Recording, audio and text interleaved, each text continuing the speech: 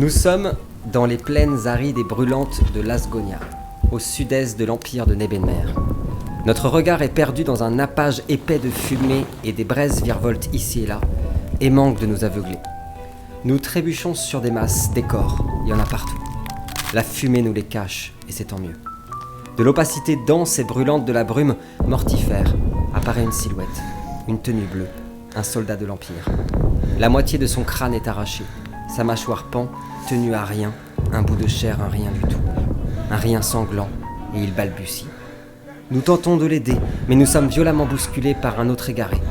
Il tente de nous dire quelque chose, mais une explosion soudaine survient à quelques mètres de nous, emporte la silhouette dans la fumée et transperce nos tympans. Tout siffle et tout tourne. Nous apercevons des dizaines d'hommes courir vers nous. Leurs visages sont livides, blancs, comme ceux qui ont aperçu la mort. Certains crient, certains pleurent. Leurs bras y sont déchirés, couverts de sang et de souillure. L'un d'eux a le poitrail ouvert. Il tient dans ses mains la moitié de ses entrailles. Il balbutie les chants des morts, observe le ciel en implorant le dieu des morts de l'emporter. Dans les cieux, nous apercevons les rutilants et terrifiants zeppelins impériaux en feu, s'écrasant comme des comètes sur la plaine. Enfin, à mesure que nous nous enfonçons dans l'opacité de la fumée, des silhouettes apparaissent. Des hommes en armure noire massacrent les tenues bleues avec une férocité hors du commun, une bestialité hors du commun. Au centre du massacre, une silhouette dénote, et nous la reconnaissons. Elle est immense, massive, monstrueuse. Cutios, tu te trouves au milieu des plaines de Lasgonia. Tes hommes ont pris par surprise un régiment d'infanterie impériale qui s'apprêtait à prendre à revers l'armée du royaume d'Alguise, tes alliés. Au milieu de l'horreur et du feu et du sang. Que fais-tu, et pour être plus précis, qu'as-tu fait, puisque nous nous trouvons plus d'un an avant le début de nos aventures? Qu'as-tu fait? Depuis un an. Depuis un an? Non, non, dans ce souvenir exact. Au milieu de cette plaine aride, nous apercevons dans le nappage de fumée tous ces corps, ces soldats impériaux pris de panique, qui ont été pris par surprise, qui hurlent et qui tentent de s'enfuir et d'échapper à ta compagnie. Toi, qu'as-tu fait très exactement?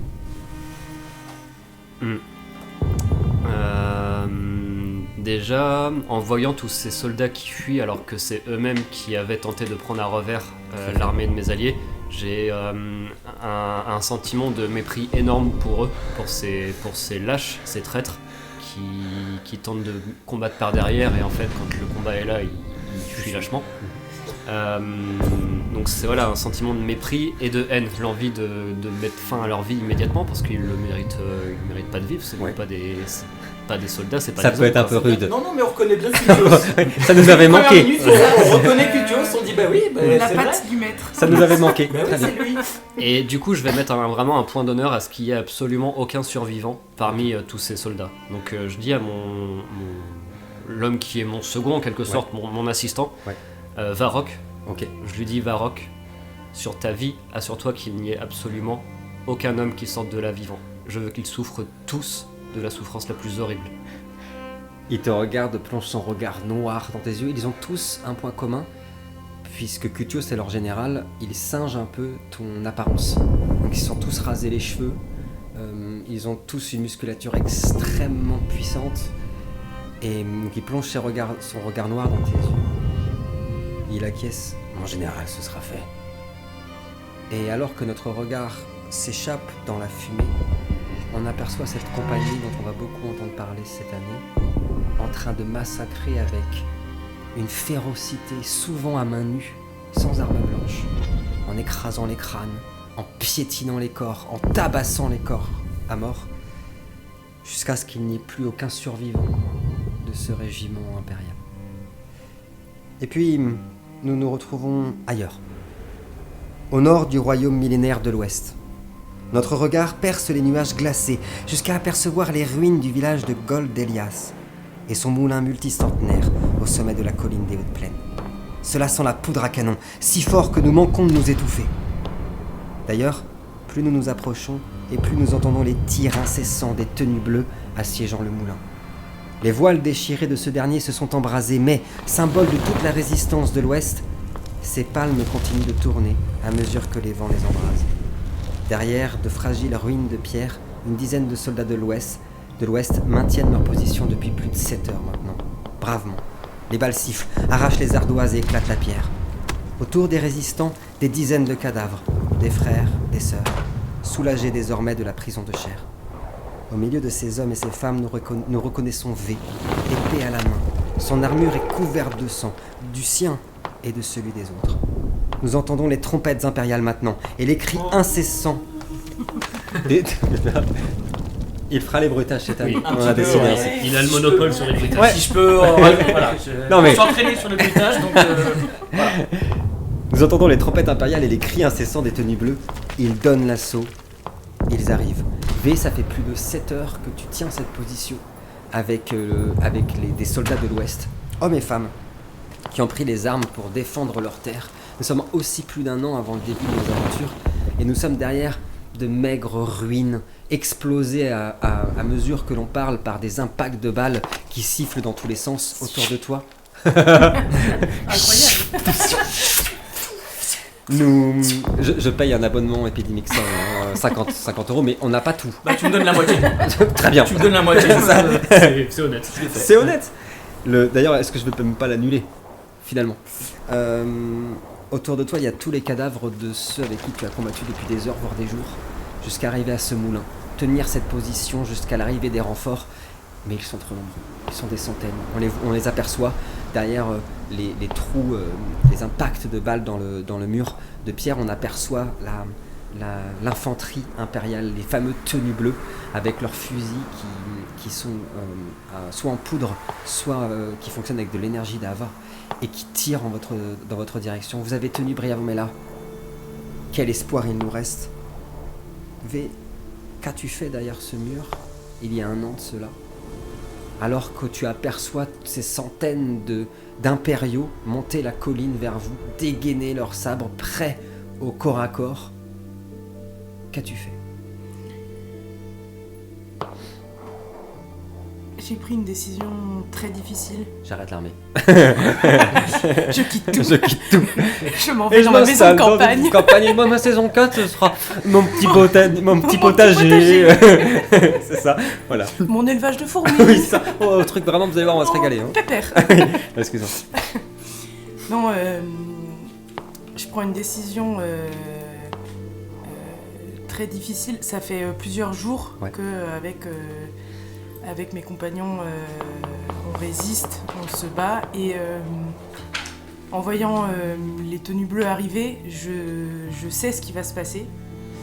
Je suis épuisée physiquement et psychologiquement de ce combat-là. Et dans une forme de désespoir total, je sais ce qui va leur arriver. Et donc, je décide de sacrifier mes compagnons, en fait. Ok. Pour ne pas les laisser aux mains de l'Empire. Ok. Et de trouver moi un échappée. Ça m'intéresse ce que tu dis, je fais une petite pause. Parce que ton personnage connaît les méthodes impériales. Est-ce que, en 2-3 mots, ce que tu peux nous dire, ce que tu veux éviter qu'ils subissent en quelques phrases, parce que pour les gens qui nous rejoignent, qui connaissent pas trop l'Empire encore, mais qu'est-ce que toi, ton personnage a vécu avec l'Empire quand il a été arrêté, justement? Un mélange de torture physique et psychologique. C'est-à-dire que c'est pas seulement de la douleur physique, c'est leur méthode de torture, c'est d'aller appuyer dans des zones du cerveau très particulières pour justement pouvoir faire des décharges de douleurs permanentes et croissantes. Donc je sais exactement ce qu'ils vont subir et donc... mieux vaut la mort. Voilà, mieux vaut la mort. Ok, excuse-moi pour cette parenthèse, mais c'était super intéressant. Ok, donc tu préfères leur épargner ça, et donc qu'as-tu fait exactement?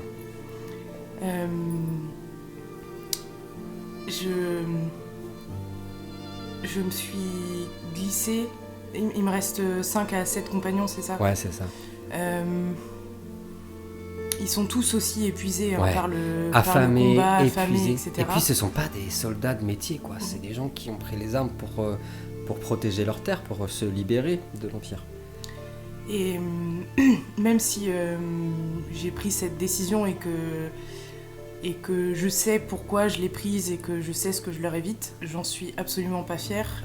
C'est quelque chose qui m'est très difficile et je décide donc de me glisser derrière chacun d'entre eux pour les égorger un à un le plus délicatement possible. Mais je suis incapable de le faire, de les regarder dans les yeux quand je le fais.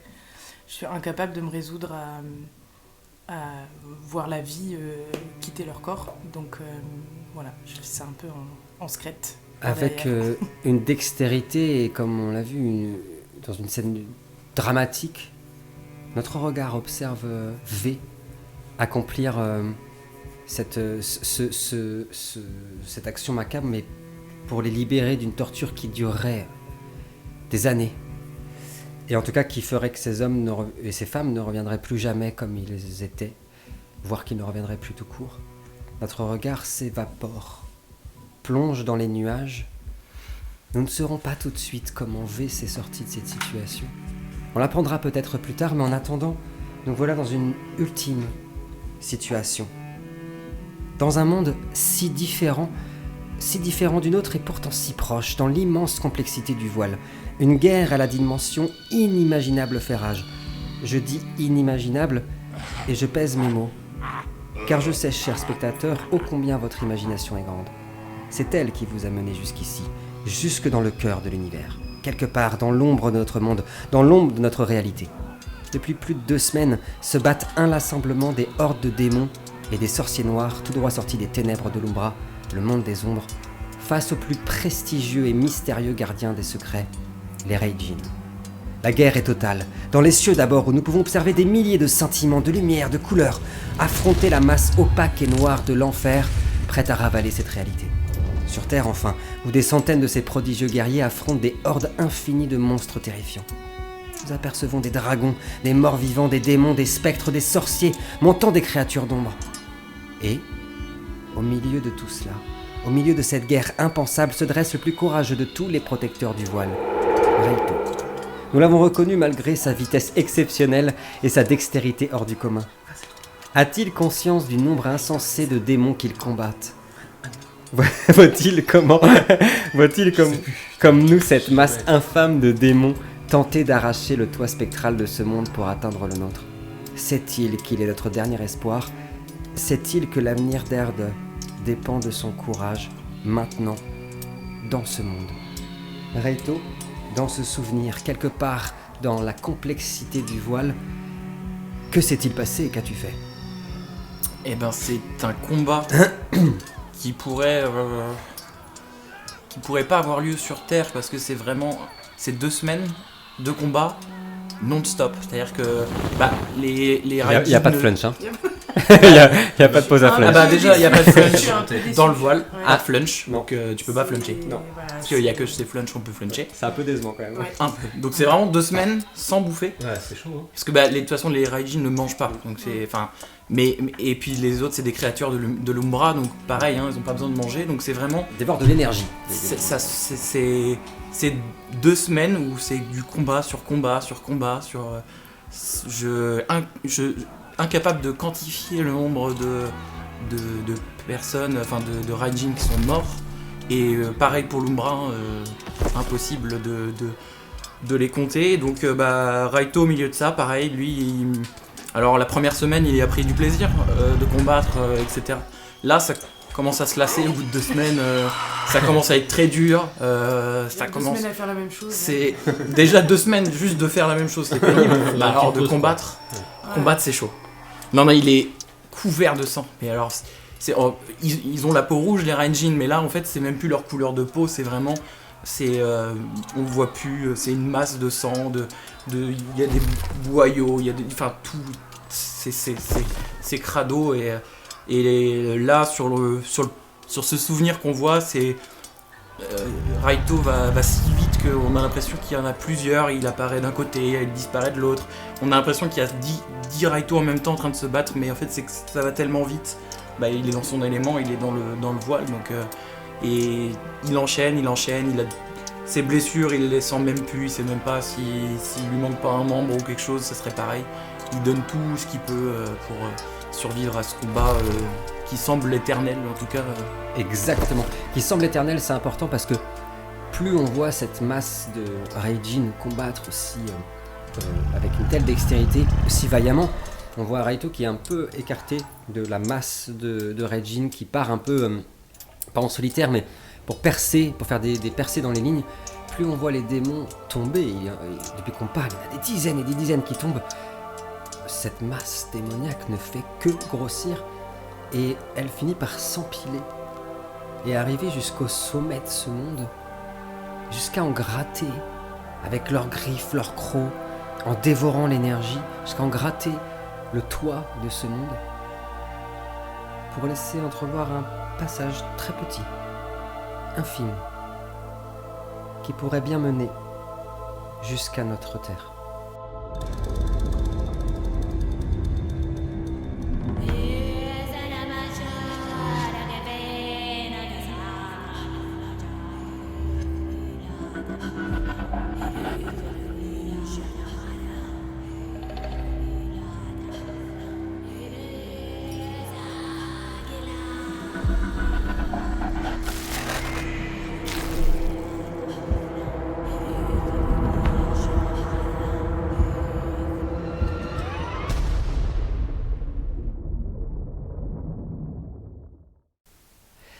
Bonjour à tous et merci de nous rejoindre pour cette saison 4. Vous l'avez vu, on se retrouve sur table avec une très belle compagnie. Je suis hyper content de vous retrouver. On va tout de suite, oui, je parle de vous. On va tout de suite se mettre dans le bain. Vous allez voir, on va tout faire pour que les nouvelles et les nouveaux qui nous rejoignent, qui ne connaissent pas le jeu, puissent profiter de cette aventure. Vous n'avez pas besoin d'avoir vu notre précédente saison. Cette fois-ci, c'est vrai. J'ai rien dit. On va tout vous expliquer, tout vous raconter. Puis on va surtout prendre le temps cette saison. Vous allez voir, on est bien installé. Comme un podcast, comme un JDR entre amis, qui est le cas d'ailleurs. Nous allons vous raconter une histoire extraordinaire. Sauf un. Il y en a un qui semble très bien installé. C'est pas vraiment notre ami. Les amis, on va rentrer tout de suite dans le vif du sujet. On se retrouve plus d'un an après cette scène d'introduction à l'ouest du monde, dans le royaume de l'ouest. Et la pluie tombe à torrents sur le monde des mortels. Ce sont les larmes de leurs dieux, sans doute, et dans leur guerre des cieux, leurs cris de rage grondent comme le tonnerre et déchirent le ciel comme des plaies béantes. Nous sommes quelque part à l'ouest du monde, donc, où depuis des mois la plus grande guerre de l'histoire fait rage. Nous suivons le jeune Hogward, qui tente de se frayer un chemin haletant à travers l'immense camp de soldats de l'Alliance. Il manque de trébucher dans la boue, épaisse et grasse, bouscule un soldat d'Alguise en armure qui lui dit « Eh petit, fais un peu attention !» Passe en courant à travers les rangées de dizaines de lits de camp où sont allongés les plus graves blessés de la guerre. Leurs gémissements, leur appel à l'aide nous parviennent.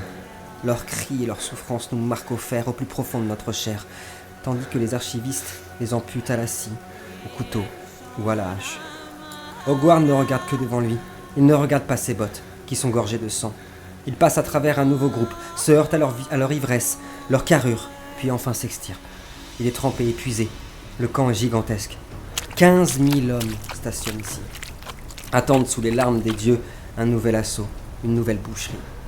Il arrive enfin à destination, devant une immense tente, surplombée par un gigantesque drapeau bleu et or, où un aigle d'argent, en son centre, semble le dévisager. « Qu'est-ce que tu veux, morveux ?» lui tinte un paladin de sol, en armure, et en lui empoignant l'épaule.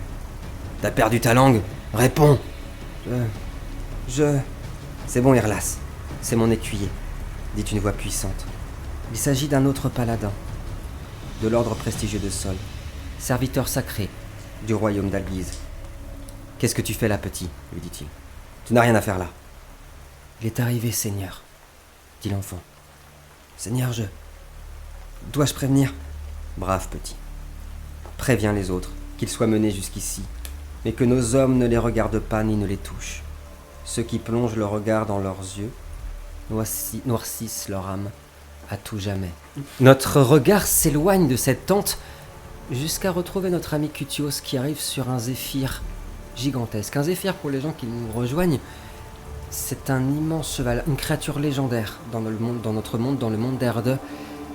Un peu plus grande, mais surtout plus massif et plus solide, plus rapide que les chevaux. Et celui-ci est majestueux. Son crin, son pelage, est noir, a même des reflets bleutés comme les corbeaux. Sa robe est noire. Il est majestueux et sur ce zéphyr, nous apercevons donc Cutios en armure. Une armure noire sublime. Ton personnage, tu vas nous le décrire dans quelques secondes, mais il est là, traverse le camp, et nous observons que tous les soldats, même les plus courageux d'Elgis, de l'Ouest, de toute l'Alliance, quand ils croisent l'arrivée de Cutios, tous baissent la tête, baissent les yeux et surtout courent jusqu'à leur tente se cacher. Tous sont effrayés par ta venue. Cutios, à quoi tu ressembles et surtout, es-tu arrivé seul ou avec une compagnie? Alors, à quoi je ressemble? Alors déjà, il y a quelque chose qu'il faut savoir, c'est qu'avant, Cutios, on avait l'habitude de le voir très régulièrement avec nu. À poil. Il est Toujours souvent à pas poil. loin. avec une capuche pour cacher son visage. Il voulait dissimuler son visage, non pas qu'il avait honte de son visage, mais c'est parce qu'il était agacé de voir ce mélange de frayeur et en même temps il voyait que les gens étaient mal à l'aise quand son visage était nu. Donc c'est pour ça que c'était assez rare finalement de voir le visage de Cutios auparavant. Aujourd'hui, Cutios est toujours visage à découvert. Ok. Et c'est un visage qui met mal à l'aise les gens parce qu'il est extrêmement laid. Il était extrêmement laid. Il l'est encore plus, à la fois physiquement parce que il y a de nombreuses cicatrices qui ont fait leur apparition et qui sont vraiment pas belles, quoi. Ouais. Soit qui ont mal cicatrisé, qui sont en partie infectées, qui sont pas du tout recousues. Ça commence. C'est moche et Est-ce que ça pue? alors, Là il dégage une odeur extrêmement désagréable. Ok. Un mélange de sang, de mort, Charmant. d'excréments aussi. Bon, allez, de pisse aussi. Allez, un Et- Allez, un peu de pisse, un peu de Et bière. là, ça peut paraître anodin comme ça, mais Non. c'est Oh, les non. gens. J'en crois tous les jours, moi. Non, je t'assure. Oui, devant le monop, je vois ce que tu veux dire. devant le monop. C'est assez compliqué de pouvoir rester à côté de lui sans avoir un espèce de relent de dégoût. Et ce que du coup les gens n'ont pas du tout envie de montrer face à Cutios, mais en même temps ils ont du mal à le dissimuler, quoi. Donc voilà, il dégage, au-delà de l'apparence physique, il dégage une odeur qui est vraiment répugnante. C'est exactement comme ça que je te décris dans la vie. Quand je dois te montrer quelqu'un que je connais pas, je dis Florilège, il est. C'est vrai. Et, Voilà, pardon. et au-delà du coup de ce visage qui est très marqué, il dégage aussi quelque chose d'extrêmement malsain dans les yeux, dans le rictus qu'il a au niveau de sa bouche. C'est quelque chose d'à la fois de pervers, de malveillant. Donc voilà, tu sens que c'est pas le gars avec qui tu vas aller boire un verre après Oui. la bataille. Pour celles et ceux qui nous suivent et regardent, parce que vous êtes nombreux et nombreuses, tous nos épisodes, vous voyez qu'il y a quand même un leitmotiv sur les personnages de Dorian. C'est vrai que par rapport au dernier. En ce moment, il y a des créations de personnages un peu obscures. Oui. Et donc, Je pense qu'il y a un désir caché, quelque chose. Quelque à chose mon qui avis. s'exprime. je me questionne. Très bien. Et il est seul. Il est seul, il est était arrivé sur seul. il est arrivé sur son Zéphyr. Ok. Et donc, en général, quand il est sur son Zéphyr, il n'est pas accompagné. D'accord, c'est noté. Pendant que tu traverses le camp, les sabots du Zéphyr s'enfoncent dans la boue, parfois glissent, mais toujours majestueusement, comme le veut la prestance de cet animal légendaire. Il ne glisse pas, ses sabots s'enfoncent seulement. Quelques courageux, allez, 2-3, t'ont salué, en baissant les yeux bien sûr, mais en disant bienvenue général, bienvenue général. Ok. Je les ai même pas entendus de toute façon. Je me dirige, je sais où je dois aller et j'ai pas envie de perdre de temps. Donc je file immédiatement dans la tente, Très bien. dans la grande tente. Tu arrives au bout de quelques minutes sous la pluie battante. La pluie ruisselle sous ton armure. Tiens, on a vu quelque chose d'assez étonnant. Je ne sais pas si c'est un jeu de notre esprit avec la pluie, le vent et puis l'obscurité qui est quand même assez pesante ici. Mais on a eu l'impression qu'en passant, Cutios ravalait la lumière des flambeaux, comme si elle s'atténuait. Bon, ça doit être vraiment notre imagination. Vous savez, on est dans un jeu de rôle, tout peut arriver. En tout cas, ton Zéphyr s'arrête devant la tente, un écuyer vient. Tu Tu regardes pas dans les yeux. T'as quand même le noté. Après, ça peut être la drogue Je- aussi. Oui, c'est vrai, ça peut. Il y a beaucoup de possibilités. On s'occupe très vite de ton Zéphyr. On te fait descendre, sauf si tu veux pas d'aide. Non, mais en fait, c'est aussi quelque chose qu'il faut garder à l'esprit, c'est que il y a toujours des courageux ou des inconscients qui vont essayer de m'assister ou quoi, Oui. mais pour moi, ils sont aussi insignifiants que Ok. les gens que je vais combattre sur le champ de D'accord. bataille. Donc même pas C'est- t'y prêtes attention. Ouais, il n'y a aucune considération vis-à-vis de ces gens-là, donc ils peuvent m'aider, mais pour moi, ils n'existent pas, donc je fais ma vie comme s'ils n'étaient pas là, quoi. C'est noté. Est-ce que t'en as écrasé un ou deux Oui, quand même. Alors, Enfin, non, oui, Ça des arrive. fois c'est arrivé, quelqu'un où je m'aperçois qu'il est là, il me gêne, il Ouais, peut y ça avoir dégage, une Donc contrepartie. aussi, ne pas le gêner. ne pas se mettre Allez, devant lui. Allez, hop, Ça dégage. ça note. Tu pénètres à l'intérieur de l'immense tente, donc tu passes un premier rideau, c'est un rideau très épais de soie bleue, puis un deuxième. Il y a une odeur dès qu'on rentre, une odeur très forte de sans doute un cerf qui a été grillé. Il y a plusieurs braseros aussi. Il fait très chaud à l'intérieur. Avec l'armure, ça va tout de suite te porter. Et il y a du monde. C'est une tente circulaire avec une grande table. C'est la première chose qui te marque, une table avec des coupes de vin qui ont été installées, quelques fruits. En effet, il y a des bols en bois avec du gibier et quelque chose, une sorte de ragoût à côté. Et une immense carte avec des petites statuettes qui ont été posées dessus. La première personne, la première silhouette que tu aperçois, il s'agit du roi Célestian, le roi légendaire d'Alguise. Un roi au charisme démesuré. La dernière fois que tu l'as rencontré, il avait un âge apparent extrêmement jeune, entre 16 et 17 ans. La guerre a changé tout cela. On dirait qu'il a plutôt 20 ans. Il a une immense cicatrice sur le visage. Il semble extrêmement fatigué. Il a été balafré aussi au niveau de la lèvre jusqu'à la joue. Il avait un visage très angélique auparavant, très juvénile. C'est plus qu'à. Ça fait un moment que tu l'as pas vu, tu côtoies ses armées. Lui, ça fait plus d'un an que tu l'as pas vu. C'est étrange, peut-être positif pour toi, la marque de ceux qui combattent. En tout cas, même la couleur de ses cheveux, qui était d'un blond extrême, presque doré, a changé, tiré vers le châtain maintenant. Il était en train de parler, on en revient dans quelques instants. Il y a aussi un autre personnage que tu as déjà rencontré, il s'agit d'Edrozen, c'est une femme. La capitaine des compagnies de l'ouest de la capitale. Elle sert la reine Lily d'Innumeria, que tu as déjà rencontrée pendant une bataille. Et elle est l'émissaire de la reine. Elle est là en armure. Son armure est aussi noire et blanche. Et elle porte une immense cape rouge, avec une belle fourrure d'hermine dessus. Il y a aussi la garde de paladins de sol du roi. Ils sont 5. Tous en armure d'or, très massifs, aussi massifs que toi. C'est les seuls qui arrivent à un petit peu à rentrer en compétition avec ta grandeur et ta carrure surtout. Et tous te dévisagent quand tu rentres. Tu as une très mauvaise réputation chez eux. Les paladins de sol sont des personnes très pieuses, parfois beaucoup trop, très religieuses. Et elles ne supportent pas tes actions, elles ne supportent pas ce que tu as fait dans le sud. On en reparlera. Et là, tu reviens de la campagne du sud, justement. Tu as libéré les cités du sud. Et ils ne sont pas du tout d'accord avec ta façon de faire. Et donc dès que tu rentres, ils te dévisagent. Enfin, nous avons Tyrwan, préposé au parchemin, qui est un jeune scrite, et Morgane, damoiselle des roses, qui est là pour servir le vin, etc., et qui profite d'une tendresse très étrange de la part d'un roi, qui lui demande sans cesse d'arrêter de servir, qui peut le faire tout seul, qu'il n'a pas besoin d'aide, et qui ne cesse de lui dire d'aller se reposer. Et puis enfin, nous avons Raito, le personnage de Florilège, et V, le personnage de Léa, qui sont dans la pièce. Avant de savoir de quoi vous parliez, qui est Florilège, est-ce que tu peux nous décrire Raito, à quoi il ressemble, et surtout comment il est actuellement, comment il est à la vie actuellement? Alors, Raito, c'est un Raijin. Donc il a la peau rouge, un rouge très pur, voilà, qui est assez foncé, mais en fonction de la luminosité, ça peut tirer un peu au pourpre. Enfin, c'est un peu changeant aussi en fonction de ses expressions de visage, etc.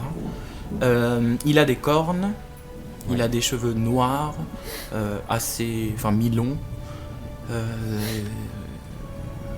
voilà.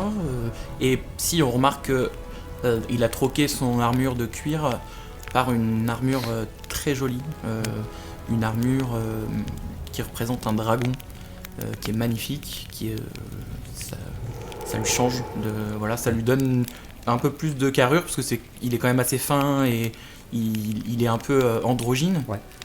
Et donc là, ça lui donne un peu d'épaisseur. Voilà, ça le rend un peu plus impressionnant. C'est un peu dans un style japonisant asiatique pour nous dans notre monde réel. Et enfin, oui, je dis pour les gens qui nous rejoignent que les Raijin n'ont pas de genre. Donc on ne peut pas vraiment savoir si c'est un homme ou une femme. On disait dans la dernière saison que ça peut dépendre de l'humeur aussi, son changement de visage, etc. Enfin, c'est très étonnant. Bien sûr, si vous voulez découvrir l'histoire des Raijin, n'hésitez pas à le faire un tour sur la page Tipeee. Hein. Il y a un super supplément, il est génial. C'est vrai, je l'ai lu, je le recommande. Et il est super. Merci. Pas de soucis. V, tu te trouves aussi dans cette pièce. Où tu te trouves et à quoi tu ressembles? Du coup, je me tiens assez près de Naito parce qu'on est en train de discuter, d'échanger. V, donc moi je suis une femme de taille moyenne qui tour à tour passe soit inaperçue quand j'ai pas mon armure, soit quand je suis en armure avec mon armure actuelle qui est donc une très belle armure, très ouvragée, avec beaucoup de détails, beaucoup de dessins, d'une grande finesse, qui a l'air très... c'est pas vraiment fleuri parce que c'est pas des fleurs, mais avec beaucoup de lianes, beaucoup de liens comme ça, et qui tour à tour prend des reflets très changeants, un peu caméléon, c'est-à-dire selon les reflets de mon environnement. Ce qui me permet de passer inaperçu au regard des autres, mais d'avoir une forme de présence en fait dans la pièce. Et sinon, j'ai généralement le visage toujours découvert, mais avec les cheveux tirés en arrière, noués par une liane, on ne sait pas trop comment elle tient, mais voilà, pour avoir toujours... C'est la folie du coup. Yes. Tout à fait. Non. Bah, quand même. Quand même. Ah, si. C'est pas mal. Si. Ouais. Je valide. Merci. Allez, 5 points d'expérience, je note. Yes. C'est comme ça qu'on a de l'expérience. Oui, c'est comme ça, ouais. Les blagues pourries. Faut savoir faire de la lèche. Ça, c'est fort. Et ouais, pour avoir le visage bien dégagé, si Carrément. jamais le combat se présente. Carrément. Et ça tombe bien. Je déconne. Oh là là, oh. Est-ce que j'ai croisé le regard de Kutos? Et ben j'y vais. Ouais, tu arrives au moment en fait au moment où la discussion était pas tendue entre les personnes, mais tendue dans son fond, puisque tout le monde était autour de cette immense carte qui représente R2, à déplacer tous les pions, et ça parlait des assauts sur les garnisons sud et est qui sont imminents. Tu es au courant de tout, hein, de toute façon. Et que le roi d'Alguise était de plus en plus las et qu'il redoutait par-dessus tout une nouvelle boucherie. Parce que si au sud, pour toi, ça s'est plutôt bien passé parce que tu as commis les boucheries, en haut, ça se passe beaucoup moins bien. Mais justement, moi j'arrive en étant au courant de tout ça. Oui. Et pendant le voyage sur mon Zéphyr, je me suis fait ma propre analyse de la situation, Ok. en fait. Donc j'arrive avec la conviction de savoir quel est le Quel est le problème. problème. Et du coup, je sais très bien ce que j'ai à dire Oui. au roi. Ah oui, Ouais. bien sûr. Et Mal son boulot, quoi. Oui, bah, clairement. bah, en fait, je peux interagir, hein, je rentre dans la de- pièce ouais, ok. à ce moment-là et j'interromps pas la conversation, j'attends qu'il y ait un blanc. Ouais. Et du coup, je dis direct au roi, je dis, je suis heureux de vous revoir, roi. J'ai beaucoup de choses à vous dire. Au moment où Kutios arrive, V venait de montrer les endroits où les hommes et les femmes avec qui elle était ont trouvé des charniers. C'était quand même assez, tu vois. Tu es arrivé, il y a eu en effet un immense silence, et surtout vous avez senti un froid glacial pénétrer dans la tente. Est-ce que c'est simplement parce qu'il a ouvert ce grand voile ou autre chose? Vous avez vu les lassos des brasiers de feu vaciller, danser, s'amenuire, même presque disparaître et se relancer, puis la voix grave et puissante de Cutios résonnait. Général Kenobi. Général. J'avais très envie de le faire. Général Cutios. Enchanté. Venez. Merci le roi. J'ai pas dit que c'était le roi. T'imagines C'était En pas fait, le c'est un roi. serviteur. C'était un serviteur. Non, parce que le roi il parle comme ça. Et ben moi je viens d'entendre effectivement, j'avais pas la tête forcément levée ni quoi que ce soit. Deux potes à mes yeux. Et Les retrouvailles. il sait ce que je vais faire, oui. Non mais j'ai reconnu tout de suite sa voix en fait. Ouais. J'ai levé la tête et je me suis dirigé vers lui afin de lui... Et je regarde, j'ai pu observer de serrer la main que c'était une forme de politesse. Du coup j'essaye de me rappeler pour pas... En y allant, pour me dire c'est comme ça, oui. Et je lui tends la main en disant ravi de te revoir. Ok, j'ai un premier mouvement d'agacement parce que j'étais pas parti pour m'asseoir et là il y a quelqu'un qui se fixe devant moi et il me faut 2 secondes pour reconnaître Raito. Ça fait plus d'un an qu'on s'est pas vu et moi pendant cette année-là j'ai pas eu le temps ni l'envie de penser aux expériences précédentes. Un peu Raito quand même. Donc Arrête de... Mais secrètement. bon allez, d'accord. Donc voilà, je mets 2 secondes à reconnaître Raito et puis ça y est, la révélation se fait, je fais bah oui. C'est Et lui. donc j'enlève mon gant qui est répugnant de sang, de... Ouais, voilà. Je voilà. m'attendais. Toi aussi, t'attendais.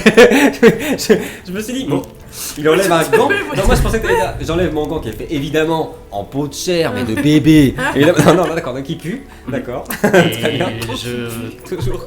Je tends ma main à Raito, je lui sors la main. Bon, ça donne pas hyper envie du coup. Ça donne- Non, je me rends même pas Bah compte oui, que ni qu'il ait pris du temps, ni qu'il ait enlevé son gant, ni quoi que ce soit. Je me dis juste Mon pote. c'était le bon geste. J'ai bien fait. Ouais, voilà. Oh, ça va être sympa cette nouvelle aventure. Hein. Et je retourne ensuite je retourne tranquillement en fond de tente, un peu accoudé contre le, voilà, regarder ce qui se passe. Du coup, moi je m'assois Ouais. et en fait, direct, sans préambule, je dis au roi, roi, la situation est grave. Et les revers militaires récents de l'Alliance sont le signe évident que votre état-major est composé soit de traîtres, soit d'incompétents. Dès que tu dis ça, vous observez tous les paladins de sol qui commencent à sortir leur épée. Alors vraiment, pour eux, il n'y a rien de plus sacré que le roi Célestian, qui considère en plus comme l'élu du dieu sol. Temporise. Si vous me le permettez, roi, j'aimerais faire le ménage tout de suite. Et je regarde les paladins de sol. Et moi je l'interromps Ouais. et je dis Général Cutios, les massacres n'ont jamais été la bonne réponse. On a tout de Alors. suite aperçu un rectus sur le visage du roi Célestian. Vous ne connaissez pas encore mon ami. Je vous présente V, le général du Nadir, Cutios. Ok, moi je fais un signe de tête à V très rapidement, qui m'a interrompu en fait et qui m'a contredit surtout. Oui. Et qui a rappelé quand même un truc. Bon voilà. Et puis Est-ce que t'en as conscience? Est-ce que ton personnage a conscience de ce qu'il fait? Que c'est qui commet des massacres? Ou est-ce que pour lui c'est pas non, parce que en fait, il cherche le moyen le plus efficace d'atteindre un objectif. Et du coup, si ça doit passer par des massacres, c'est pas un problème parce que c'est ça qui fonctionne. Et c'est pour ça aussi que Cutios, il sait très bien la solution sur la situation militaire actuelle là où on est. C'est que justement, c'est les capitaines, tout l'état-major n'est pas dans cet aspect-là de la guerre, alors qu'il faudrait faire ça. Donc c'est ce qu'il a envie de dire au roi. Et d'ailleurs, pour aller un peu dans ton sens, sur la carte qui est déposée au milieu, on aperçoit bien que dans le sud, les troupes de Cutios, mais pas que les siennes, hein, les autres aussi, ont vraiment ouvert une brèche jusqu'à la capitale, la Valonne, et qu'ici, ça bloque. Attention, on va pas faire un cours de géopolitique maintenant, mais vous étiez dans le royaume de l'Ouest, qui était évidemment beaucoup plus gardé, parce que il est extrêmement précieux pour l'Empire, et vous avez fait face, vous, là où vous êtes, à vraiment l'armada. C'est ce que vous avez en face, c'est vraiment les plus gros des troupes. Mais c'est vrai que eux, la route est ouverte. Le roi reprend. J'ai conscience de votre énervement général et de votre impatience à regagner et à libérer la capitale Avalon. Sachez que nous sommes tout comme vous épuisés par ces guerres et mes hommes et les femmes qui combattent sous ma bannière ou celle de l'Ouest ont tous hâte que cela s'arrête. Ne vous inquiétez pas pour mon état-major. Vous ne dites pas que... Et il regarde ses paladins de sol pour Vous ne dites pas que des blasphèmes. Il y a évidemment des choses que nous regrettons, des choix que nous avons faits, qui n'ont pas été les bons, et surtout, il y a eu en effet, parfois, et là il regarde vraiment tout le monde dans la pièce, de la traîtrise, ou en tout cas, des actes qui ont été commis dans mon dos, pensant que cela accélérerait les choses. Mais nous reparlerons de cela plus tard, Cutios, si vous le voulez bien. Nous avons eu vent de certaines choses et je crains que le temps presse pour la raison principale pour laquelle vous êtes venu jusqu'ici, si cela ne vous ennuie pas. Ça m'ennuie qu'ils me disent ça. Malgré tout, je sais que c'est le roi et je sais qu'il y a encore quelques personnes à qui je dois apporter un respect. Donc je dis rien, je me contiens, mais si ça m'ennuie fortement qui ramène le débat à un autre sujet alors que moi je sais très bien ce qui pose problème. Je veux bien, s'il te plaît, un premier jet d'Orient et un jet aussi pour Léa. Tous les deux, simplement un des 10.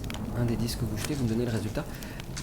Pendant ce temps-là, lui, tout en mettant ses mains très délicatement derrière son dos, ils sont 4. Ok.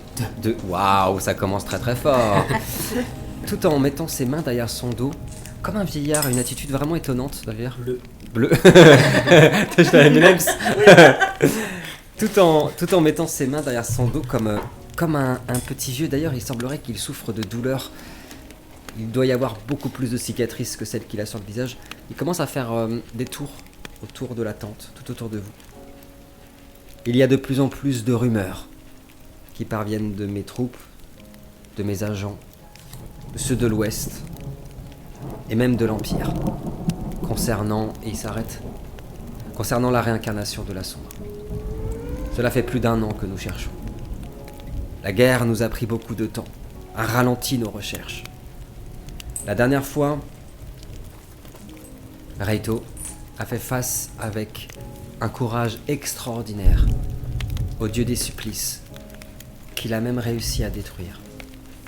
Vous, Cutios, avec l'aide des autres, vous avez réussi à détruire le trône d'or, l'une des reliques les plus importantes de la déesse de l'Umbra. Mais nous n'avons toujours pas réussi à savoir si cette dernière s'était enfin réincarnée, ou si ce n'était pas le cas, où elle se trouvait. Et des rumeurs persistent, disais-je.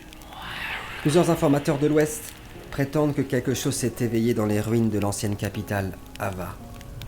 À partir du moment où il prononce le nom de cette ville maudite, on entend et on sent, vraiment sans aucune nuance, sans aucune subtilité, le vent qui se lève avec des murmures dans la tente et qui fait bouger, qui agite, qui frappe même les draps et les tentures de la tente. Ça va. Tout le monde, même dans cette tente, et c'est important, redoute de retourner dans cette cité. Il s'y est passé des choses horribles. D'abord parce que l'Empire, en sachant qu'elle allait perdre la cité, a décidé de, comme souvent, d'utiliser la politique de la terre brûlée et a rasé la cité avec ses habitants. Mais surtout parce qu'il y a des rumeurs. Il y a eu un raz-de-marée, il y a plus de 8 mois de cela, qui a englouti presque entièrement la cité. Et certains disent, vous allez dire, sans doute des gens qui sont, dans leurs rêves. Mais beaucoup disent tout de même qu'il s'agit là d'un châtiment de la source, celui qu'on appelle Yggdrasil, et qui est le dieu des dieux dans le panthéon d'Erde, et qui punissait ceux qui avaient réussi à se cacher, ceux-là qui avaient dans la cité d'Ava, la première cité que les hommes aient construite sur Erde, avait accepté de pactiser avec l'Empire, de participer à leurs pires exactions. Enfin bref, il y a autour de cette cité quelque chose, une atmosphère, des légendes, des faits aussi. Mais il y a plus grave. Il y aurait dans la cité, la première cité des hommes, toujours dans ses ruines, l'une des reliques noires de la Sombre. On en a déjà vu quelques-unes. Il y en a 5. Les 5 Tcherney Relikva, elles s'appellent. Il y a d'abord la couronne d'ombre, qui est possédée par Eva, la femme de Noltar, que vous pouvez retrouver dans l'aventure de l'Auvan indien. Il y a Marion la douce agonie, qui était possédée par le dieu des supplices et que Raito a récupérée. Nous apprendrons peut-être qu'est-ce que Raito a fait de cette épée, ce qu'il l'a gardée, ce qu'il l'a détruite. Il y a la lance... Il l'a perdu, je suis sûr. J'ai oublié quelqu'un d'autre. Ouh là là, oui, l'épée. Alors attends, j'y vais de ce pas, je crois que j'ai laissé dans la bagnole. Merde. Il y a aussi la lance noire d'Arnor, qui se trouverait justement dans la cité noire. L'amulette et la pierre du Nadir, qui ont toutes les deux été neutralisées. La pierre du Nadir, c'était la saison précédente. Mais il y aurait la lance noire. La lance qui a permis à la Sombre, selon les légendes, de percer le flanc de sa sœur, Sol, la divinité de lumière. Et regarde ce que tu notes. Oui, mais c'est bien. Bref, C'est personnel. C'est ultra perso. le roi reprend. Cutios le crado. Julie Cutios dans son dos. L'étrangler. Non, c'est Vous pas savez que notre priorité, avant la finalité de la guerre, avant de faire tomber l'empereur, est au moins, de localiser la Sombre. Tout laisse à penser qu'elle s'est déjà réincarnée.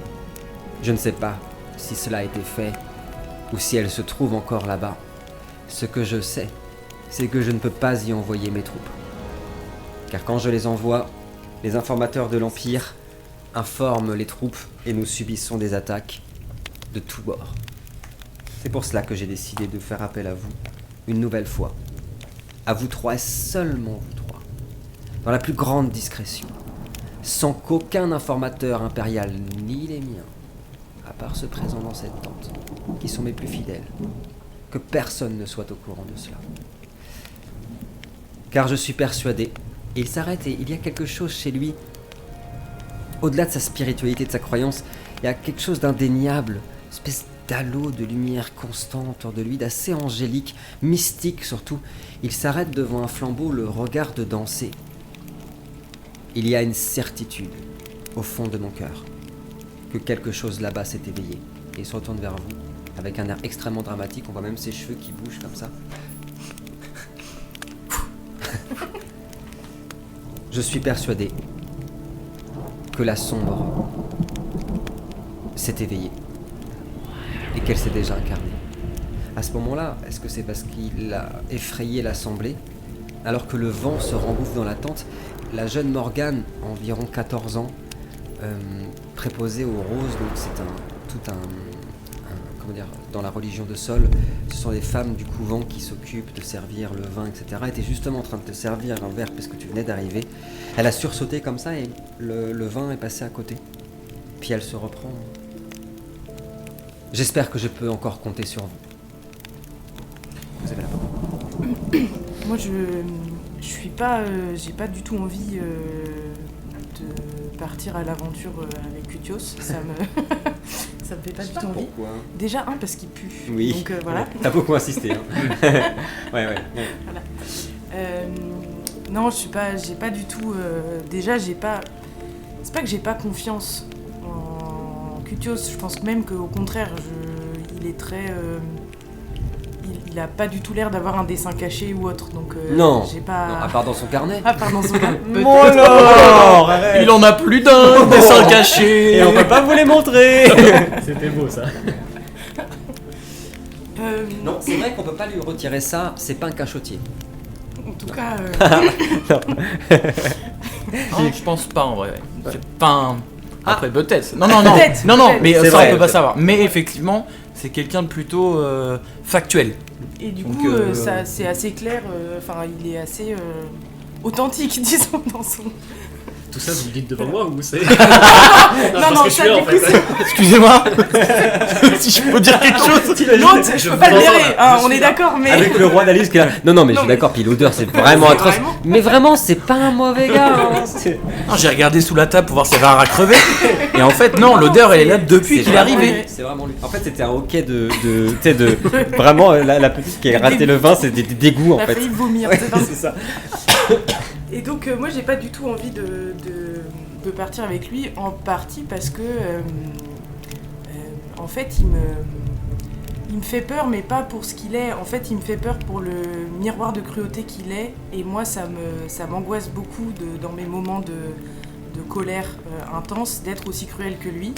Donc c'est un personnage qui me dégoûte, mais un peu en miroir, et donc vraiment d'être à côté de lui ça me met en colère, ça me met très mal à l'aise. Je suis pas du tout j'ai pas du tout envie de faire cette mission avec lui.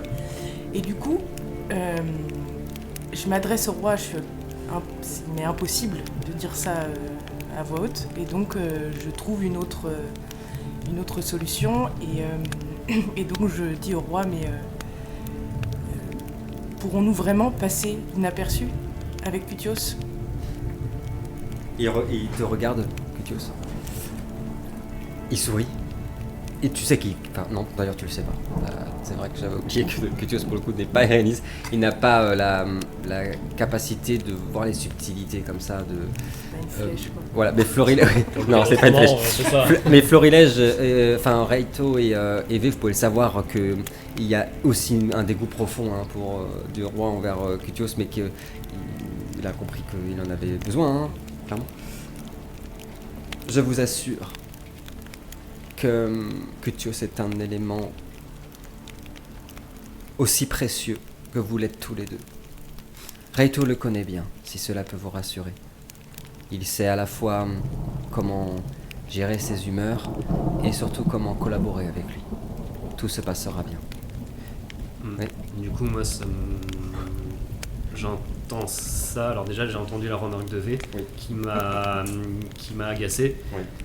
Et je dis, roi, permettez-moi d'envoyer ma légion directement là-bas. Nous saurons protéger cette cité des attaques qu'elle a subies, contrairement aux autres soldats que vous avez pu envoyer. Et là, je regarde de nouveau les paladins de sol en disant ça.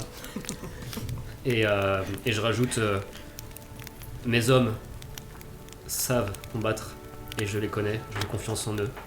Elle, je ne la connais pas. Raito, je connais sa valeur, mais c'était pas nécessaire qu'ils viennent. Laissez-moi faire. Très subtil, général. Il te tend le verre de vin et c'est avec sa manche. Pourtant, il porte un habit, donc il a, j'ai oublié de préciser, un morceau d'armure d'or sublime qui représente un aigle, et sinon un très très beau vêtement en velours. Il a essuyé le vin pour pas qu'on fasse de remarques à Morgane, et il te tend ton verre. J'ai évidemment pensé à envoyer votre compagnie comme à envoyer la Horde Sauvage. La Horde Sauvage, il n'y a que V qui la connaît très très bien, vous en avez déjà entendu parler, mais c'est en gros une compagnie qui s'est illustrée pendant la guerre autant que la sienne, mais pas pour les mêmes raisons. C'est des cavaliers de l'Ouest en gros, et qui sont juste, comment dire, qui ont fait parler d'eux pour leur bravoure, pour leur victoire, mais sans commettre de massacres, de pillages, de choses comme ça, mais simplement par leur fait de guerre, quoi. Malheureusement, si la sombre y est bien, je ne souhaite pas qu'une de nos compagnies les plus précieuses soit massacrée, car seul sera le cas. Je ne compte pas non plus perdre 3 de mes plus précieux éléments. Vous, je ne compte pas, si la sombre y est incarnée, que vous la combattiez. Je compte... Là, je l'interromps parce que le fait des dieux, donc, mais c'est l'ego. C'est l'ego.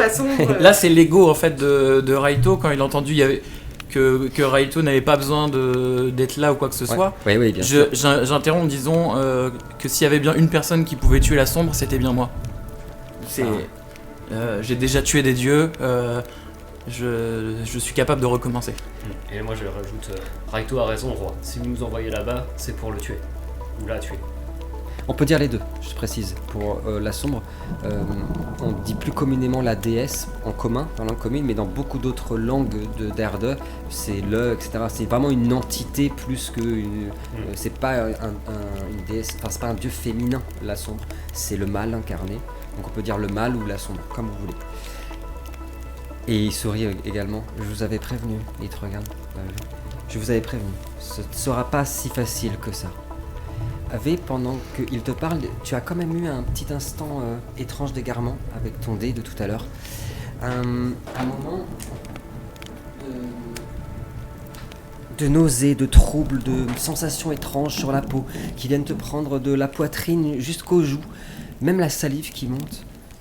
D'abord des nausées, puis des vertiges. Puis des visions. Des visages un peu partout dans le monde. Dans l'Ouest, dans ce camp. Dans les cités, partout, jusque dans l'Empire. Des visages de cultistes au service de la sombre en secret. Comme s'ils étaient partout.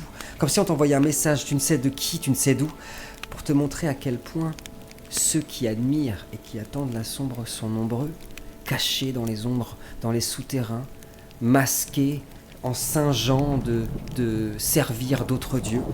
Mais tous ont le visage écorché, scarifié. Et puis tu entends une phrase en langue noire qui dit « Eldrazi durdorer ilazini ». Elle est dans le sang des enfants d'Erde, entre autres, autrement dit, chaque homme, chaque femme d'Erde porte la marque de la sombre. Ça t'a un peu sorti quelques instants. Tout à l'heure avec ton dé d'Orion, t'avais fait 2, c'est ça hein T'as rien, pas de sensation particulière, etc. Gros nulos. Je l'ai marqué, hein. Gros nulos. Gutios le gros nulos. Je comprends toutes vos inquiétudes. Et je suis d'accord même avec tout ce que vous venez de dire. Je sais que Reito pourrait, avec son courage et sa bravoure, affronter et même tenir longtemps face à la sombre. Mais croyez-moi, il n'y a pas d'adversaire plus redoutable. Aucunement. Là, je vais souffler et je vais partir de la tente. Ok, carrément. Ça marche. Vous voyez Reito qui sort et quand il... J'évite de cogner. Quand la tente s'ouvre, vous entendez la pluie battante qui frappe la boue dehors. Et le roi reprend. Le plus important, c'est de retrouver cette lance. Nous en avons besoin. Vraiment besoin. À la fois pour gagner cette guerre et celle à venir. Encore un peu sous le Ouais. coup de la nausée et des vertiges et de la vision que je viens d'avoir. Et de ce que j'en ai compris. On est d'accord, j'ai compris hein, ce qui était dit. Tu parles la langue noire. La langue noire, pour rappel, pour ceux qui nous regardent, c'est à la fois la langue du nadir, donc c'est une langue qui est très littérale, très compliquée, très complexe à apprendre et à comprendre, mais c'est aussi la langue que l'on parle dans l'Umbra, donc C'est l'équivalent la du langue du ch'ti son. chez nous. Oui, oui, c'est ça. Excuse-moi. Et du coup, encore un peu sous le coup de ça, là où j'étais... du coup, j'avais pas du tout envie d'y aller, et surtout pas avec Kutios. Ça m'a un peu fait flipper, en fait, Ouais. ce que je viens d'entendre. Ça m'a vraiment déstabilisée. Et du coup, je ressens comme un besoin impérieux de me mettre en route, d'y aller, d'aller chercher Ok. des réponses. Et donc ça fait pas taire mon malaise et le fait que j'ai pas du tout envie d'y aller avec Kutios, mais je prends conscience qu'il faut quand même... Enfin voilà, j'ai ce besoin impérieux de me dire ok, j'ai besoin d'avoir... Il y a l'air d'y avoir des réponses là-bas, Carrément. j'ai besoin d'aller comprendre. Donc je souffle un peu Ouais. et je regarde le roi et je lui dis très bien, dans ce cas nous dirons. Je suis heureux de pouvoir compter sur vous. Très heureux. Il regarde Kutios. J'espère que Kutios aura l'honneur de protéger mes 2 amis. Qui d'autre que le champion du Nadir, le grand général du Nadir, si fort, si renommé, si puissant, pourrait protéger mes 2 amis dans cette quête, pour le moins terrible. Alors, avant que le roi il m'interpelle, et donc pendant que V parlait en fait, moi j'avais pris mon verre de vin que j'avais levé vers les paladins de Sol comme ça pour trinquer à distance. Et puis. On se bat quand Allez, on se bagarre. J'ai les figurines. Hein. Je les ai ramenées. Je mets mon verre au-dessus de la table et je le renverse doucement en les regardant dans les yeux et en murmurant comme ça. Oh oui. Et du coup là j'ai vu que le roi m'avait interpellé.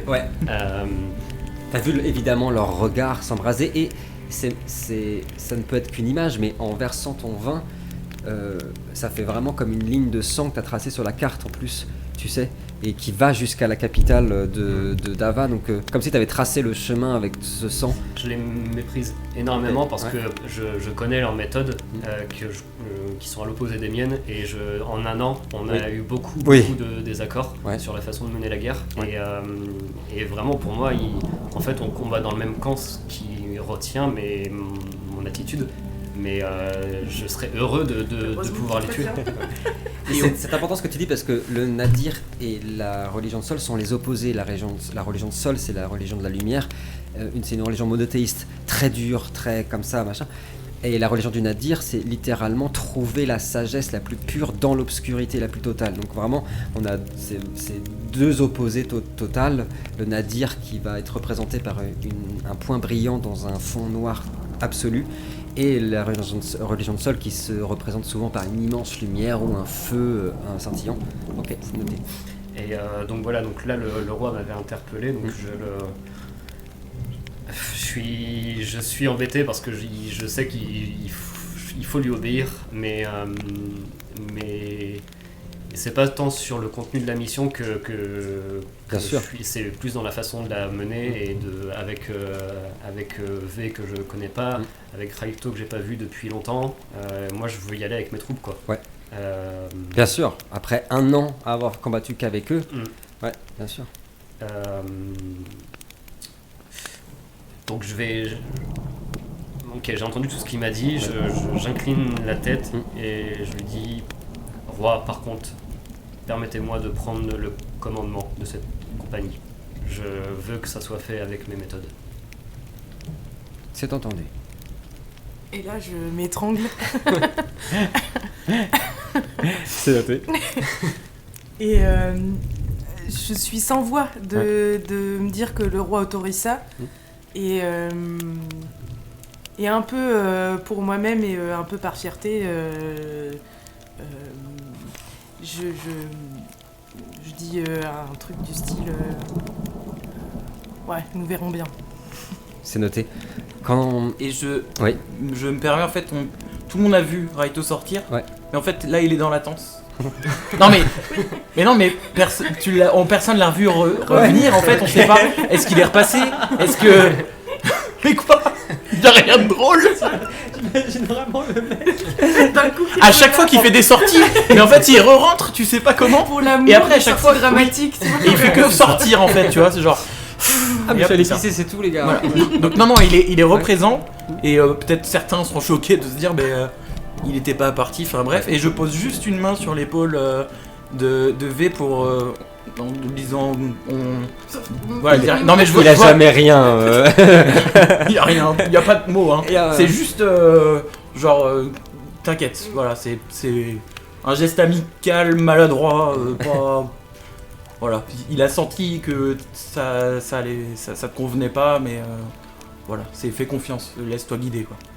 Sur ce geste, notre regard s'extirpe de la tente, se retrouve sous la pluie battante et sous un espèce d'immense barnum, une grande tente, très ouverte, très aérée, où il y a des soldats de l'ouest, de la fameuse horde sauvage, ces grands cavaliers de l'ouest qui montent également des zéphyrs. Ces braves et courageux hommes de l'ouest qui combattent maintenant depuis si longtemps l'Empire et qui sont autour d'un immense feu, tous ensemble. Ils ont cela, un peu comme ta compagnie, sans cette violence bien sûr, mais ce sentiment d'appartenir à quelque chose ensemble, de fraternité. Il y a des femmes aussi dans cette compagnie, de famille, et ils sont autour et chantent ensemble une chanson pour célébrer la nuit qui arrive, je ferai pas le malheur de chanter, mais cette chanson dit ceci en langue de l'Ouest. Et la nuit sur le monde tombe, que l'aube est douce dans tes bras, qu'elle étire son manteau d'ombre et que jamais sol ne se lève. Et la nuit sur le monde tombe, mon amour qu'il est doux de mourir dans tes bras. Et la nuit sur le monde tombe. J'entends le cœur du ciel qui gronde, notre amour ici-bas sera notre tombe. Et le monde se fait nuit, et la fin de toute chose est là, comme le manteau d'étoiles que les dieux lancent sur le monde. Écran noir.